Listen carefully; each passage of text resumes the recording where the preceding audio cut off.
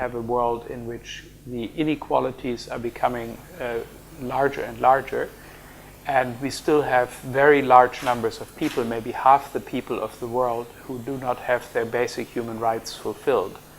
And so the world is, in a sense, becoming more and more unjust, because the suffering of the poorer half of the human population is becoming more and more avoidable.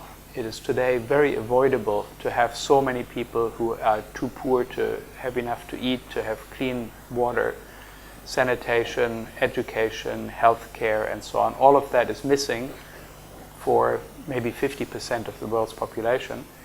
And because it is now so avoidable, it constitutes a much larger injustice. What has changed is the economic and technological capacities of the world collectively, right? We are now much, much richer collectively than we were maybe 50 years ago or 100 years ago. And even on a per capita basis, if you take a crude measure of how capable we are, you say it's the income per capita for the whole world.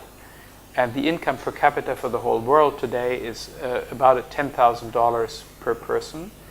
And that would be a lot more than enough to eradicate all hunger and all deprivation. But the problem is that the lower half of the human population has only 3.3% of the total income of the world.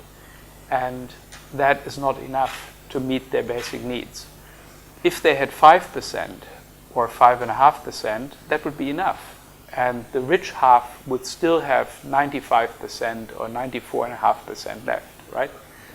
So inequality is getting worse and worse, and both in the world and in various countries. And as a result of that, we have the persistence of human rights violations, and that's what makes the world highly unjust.